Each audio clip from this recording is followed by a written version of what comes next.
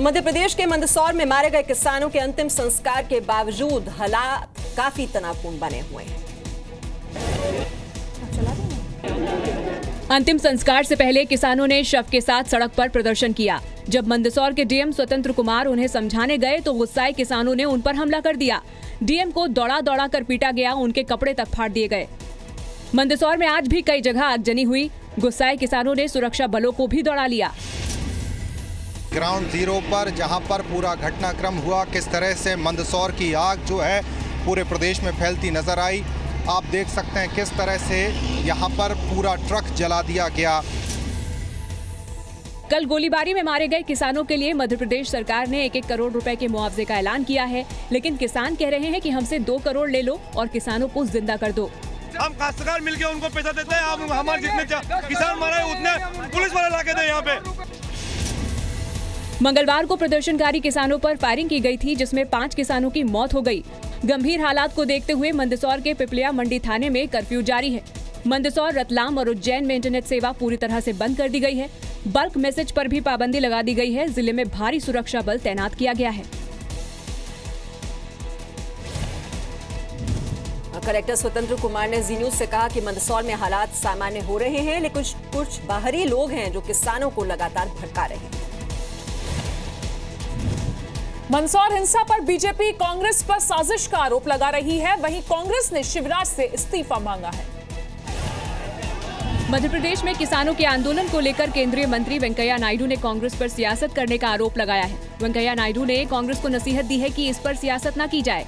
वहीं कांग्रेस 5 किसानों की मौत पर मुख्यमंत्री शिवराज सिंह से इस्तीफा मांग रही है। जेडीयू ने कहा है कि सरकार लोन डिफॉल्टर पूंजीपतियों पर कार्रवाई करने की बजाय किसानों पर गोली चला रही है। कांग्रेस वाले इसको राजनीतिक रूप लेके वहां हिंसा को प्रेरेपित करने के लिए प्रयास किया, फिर दुर्भाग्यपूर्ण अभी 4 लोग या 5 लोग का जान गए। ये दुर्भाग्यपूर्ण है, इसके ऊपर जांच होगा। गृह मंत्री और मुख्यमंत्री दोनों को केवल जिम्मेदारी नहीं लेनी चाहिए, तत्काल प्रभाव से अपनी असफलता के लिए अपना इस्तीफा देना चाहिए। 11 लाख करोड़ रुपया पूंजीपतियों ने एनपीए के नाम पर लूट लिया, यानी वहाँ 5 तो यानी उन पर 5 तो जो है वो जान अपनी गंवा चुके हैं। कांग्रेस पार्टी के उपाध्यक्ष राहुल गांधी ने बीजेपी पर हमला बोलते हुए ट्वीट किया कि ये सरकार किसानों के साथ युद्ध कर रही है। राहुल गांधी खुद मंदसौर का दौरा करने वाले हैं।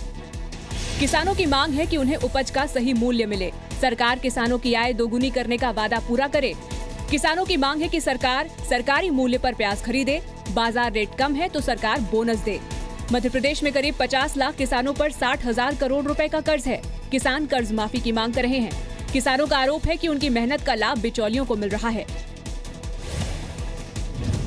और किसानों की मौत के बाद शिवराज सरकार जागी है। सरकार ने फसल की कीमत के लिए 1000 करोड़ रुपए के कोष का ऐलान किया है। 4500 क्विंटल प्याज की खरीदारी भी शुरू कर दी है। अलगाववादी नेता आसिया अंद्राबी पाकिस्तान से पैसे लेकर कश्मीर के स्कूलों में आग लगवाती है। एनआईए की एफआईआर में ये खुलासा हुआ है। कश्मीर में जलते स्कूल के पीछे एक नहीं बल्कि 3 नापाक हाथ हैं जो कश्मीर में बच्चों के भविष्य को बर्बाद कर रहे हैं। कश्मीर में हवाला फंडिंग की जांच कर रही नेशनल इन्वेस्टिगेशन एजेंसी यानी एनआईए ने अपनी एफआईआर में इस बात का खुलासा किया है। एनआईए की एफआईआर के मुताबिक कश्मीर के अलगाववादी संगठन दुख्तराने मिल्लत की नेता आसिया अंद्राबी पाकिस्तान से और हाफिज सईद से पैसे लेकर कश्मीर में स्कूलों में आगजनी की घटना करवाती है। साथ ही उसे पत्थरबाजों की गर्ल्स स्क्वाड बनाकर सुरक्षा बलों पर पत्थर फिकवाने के भी पैसे मिलते हैं। इतना ही नहीं, एफआईआर में ये भी बताया गया है कि सरकार के पास इस बात की पुख्ता जानकारी है कि आतंकी हाफिज सईद की मदद से हुर्रियत के अलगाववादी नेता, लश्कर तैयबा के आतंकी हिजबुल मुजाहिदीन और दुख्तराने मिल्लत की आसिया अंद्राबी हवाला के जरिए देश और विदेश बाहर से फंड जुटाती है, जिसका इस्तेमाल स्कूलों को जलाने, पत्थरबाजों की टीम बनाने, पब्लिक प्रॉपर्टी को नुकसान पहुँचाने और भारत के खिलाफ युद्ध छेड़ने के लिए किया जाता है। एनआईए के पास जानकारियां हैं, हवाला के जरिए इलीगल ट्रांजैक्शन हो रहे हैं। सरकारी एजेंसियों के द्वारा पूछताछ और छापेमारी की घटनाओं का हम स्वागत करते हैं। जो लोग पाकिस्तान के पैसे पर पत्थरबाजी कराते हैं और यहाँ नफरत फैलाने का काम करते हैं, उनकी जांच तो होगी। आसिया अंद्राबी कश्मीर की अलगाववादी नेता हैं और दुख्तराने मिल्लत की प्रमुख हैं। आसिया अंद्राबी का पति हिजबुल का आतंकी है और जेल में बंद है। आसिया अंद्राबी खुलकर पाकिस्तान का समर्थन करती है। आसिया अंद्राबी ने नवाज शरीफ को चिट्ठी लिखी थी। नवाज शरीफ ने आसिया की तारीफ की थी। दुख्तरान मिल्लत को हुर्रियत का महिला विंग कहा जाता है और आसिया अंद्राबी इसकी प्रमुख है।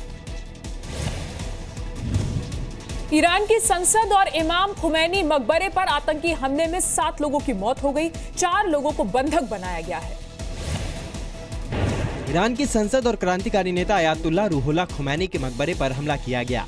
बंदूकधारियों ने ईरान की संसद में हमला किया। गोलीबारी में कई लोगों की मौत हो गई, जबकि कुछ लोग घायल भी हुए हैं। एक महिला हमलावर भी मारी गई है। ईरानी मीडिया के मुताबिक संसद में कम से कम 4 हथियारबंद आतंकियों ने हमला किया। क्रांतिकारी नेता अयातुल्लाह रूहुल्लाह खुमैनी के मकबरे पर भी हथियारबंद आतंकी ने हमला किया। वहां एक माली के मारे जाने की खबर है। मीडिया रिपोर्ट्स के मुताबिक मकबरे में एक हमलावर ने साइनाइड खाकर जान दे दी। आतंकवादी संगठन ISIS ने दोनों हमले की जिम्मेदारी ली है। इमाम खुमैनी का मकबरा दक्षिणी तेहरान में है और ये संसद भवन से करीब 20 किलोमीटर दूर है। हमले के बाद राजधानी तेहरान के अलावा सभी शहरों में सुरक्षा कड़ी कर दी गई है। संसद भवन में आतंकियों और सुरक्षा बलों के बीच एनकाउंटर जारी है। यूपी के सीतापुर में घर के बाहर ही एक व्यापारी की पत्नी और बेटे समेत गोली मारकर उनकी हत्या कर दी है। ट्रिपल मर्डर की ये वारदात CCTV में रिकॉर्ड हो गई। दाल व्यापारी सुनील जायसवाल जैसे ही अपने घर के बाहर पहुंचे, 4 बाइक सवार बदमाशों ने उन्हें घेर लिया। बदमाशों ने सुनील का कैश से भरा बैग छीना और उनकी बाइक को गिरा दिया। सुनील जब बदमाशों को पकड़ने की कोशिश कर रहे थे, तभी उनकी पत्नी और बेटा भी घर के बाहर पहुंच गए। हाथापाई के बाद बदमाशों ने सुनील जायसवाल, उनकी पत्नी कामिनी जायसवाल और बेटे ऋतिक को गोली मार दी। तीनों की हत्या के बाद बदमाश बैग लेकर फरार हो गए। ये वारदात मंगलवार रात 9:30 पर हुई। पुलिस के पास CCTV वीडियो मौजूद है, लेकिन अभी तक हत्यारों की गिरफ्तारी नहीं हुई है। आदमी अंदर घुसा, उधर खेला हुआ, भैया बाहर आए, फिर पीछे भाभी आ रही, भाभी का लगा, फिर भतीजा आया, भतीजे के ऊपर वो लगा छरा टाइप। तरह से निर्मम ढंग से हत्या हो गई है लूट के प्रयास में। ये हमारे लिए चैलेंज है और इस घटना का अनावरण सही होगा और सही मुलजिम जेल जाएंगे, ये हमारा दिलखुश संकल्प है। फुटेज से जैसा दिखता है कि पत्नी और बच्चा भी उनको बचाने की आवाज़ सुन के बाहर आए, तो पर भी हमला किया गया है। पक्की बात है, अपराध खत्म होगा उत्तर प्रदेश से, बिल्कुल पक्का भरोसा करें, उत्तर प्रदेश से अपराध खत्म। 12 मई 2017 गोरखपुर में कारोबारी से 10 लाख की लूट के बाद बदमाशों ने गोली मार दी, व्यापारी की मौत। 15 मई 2017 मथुरा में सराफा कारोबारी की दुकान में लूट, 2 लोगों की हत्या कर दी गई। 18 मई 2017 अमरोहा में BSP नेता कैलाश चंद्र ठेकेदार की गोली मारकर हत्या हुई। 6 जून 2017 हापुड़ में शराब के ठेके पर दिन दहाड़े लूट और हत्या की वारदात हुई। लगातार बढ़ रही लूटपाट और हत्या की वारदातों से लोगों में दहशत का माहौल है। बड़ा सवाल यही है कि योगी राज में ऐसी वारदातों पर लगाम कब लगेगी। असम में बाढ़ से 1 लाख से ज्यादा लोग प्रभावित हुए हैं। एयरफोर्स को हाई अलर्ट पर रखा गया है। असम के लखीमपुर और करीमगंज जिलों में आई भीषण बाढ़ में 1 लाख से ज्यादा लोग प्रभावित हुए हैं। असम में 4 नदियां खतरे के निशान से ऊपर बह रही हैं। Assam state disaster management authority की रिपोर्ट के मुताबिक 1,01,809 लोगों पर बाढ़ का असर हुआ है। सैकड़ों लोगों को अपना घर छोड़कर सुरक्षित स्थानों पर जाना पड़ा है। बाढ़ के चलते 385 हेक्टेयर फसल बर्बाद हो गई है। बाढ़ से सबसे ज्यादा असर करीमनगर जिले में पड़ा है। लखीमपुर में भी बाढ़ की वजह से आम जनजीवन पर बुरा असर पड़ा है। काजीरंगा नेशनल पार्क भी 30% डूब चुका है। सड़कों पर जगह जगह पानी भरने से सड़क यातायात बुरी तरह चरमरा गया है। बाढ़ में फंसे लोगों तक राहत सामग्री पहुंचाई जा रही है। हालात को देखते हुए एयरफोर्स को हाई अलर्ट पर रखा गया है, ताकि जरूरत पड़ने पर रेस्क्यू ऑपरेशन चलाया जा सके। धनसिरी, बोरक और कताखाल नदियां खतरे के निशान से ऊपर बह रही हैं।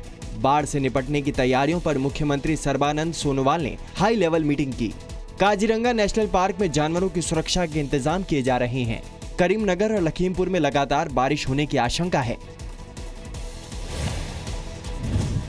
वायुसेना के पूर्वी कमान के chief air marshal Anil Khosla का कहना है कि एयरफोर्स असम सरकार के संपर्क में है और जरूरत पड़ने पर हर संभव मदद दी जाएगी।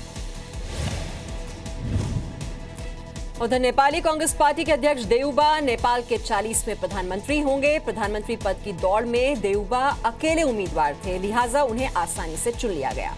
संसद में कुल 558 वोट पड़े थे, जिसमें से देउबा ने 388 वोट हासिल किए। 24 मई को सीपीएम के पुष्प कमल दहल प्रचंड ने प्रधानमंत्री पद से इस्तीफा दे दिया था। नेपाली कांग्रेस पार्टी के अध्यक्ष देउबा नेपाल के 40वें प्रधानमंत्री होंगे। प्रधानमंत्री पद की दौड़ में देउबा अकेले उम्मीदवार थे, लिहाजा उन्हें आसानी से चुन लिया गया। संसद में कुल 558 वोट पड़े थे, जिसमें से देउबा ने 388 वोट हासिल किए। 24 मई को सीपीएम के पुष्प कमल दहल प्रचंड ने प्रधानमंत्री पद से इस्तीफा दे दिया था। अगस्त 2016 में गठबंधन ने तय किया था कि 2018 में चुनाव होने तक दोनों पार्टियों को सत्ता में हिस्सा मिलेगा और दोनों पार्टियों के नेता बारी बारी से प्रधानमंत्री बनेंगे। प्रधानमंत्री बनने के बाद देउबा का कहना है कि वो भारत और चीन दोनों से रिश्ते मजबूत करने की कोशिश करेंगे।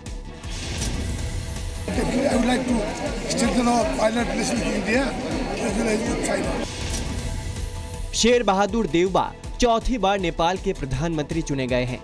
देउबा 1995 से 1997, 2001 से 2002 और 2004 से 2005 के दौरान नेपाल के प्रधानमंत्री रह चुके हैं। देउबा को कुल 593 में से 297 सांसदों के समर्थन की जरूरत है। नेपाली कांग्रेस और सीपीएम गठबंधन के पास कुल 287 सीटें हैं। 21 अन्य सांसदों ने भी देउबा के समर्थन का ऐलान किया है।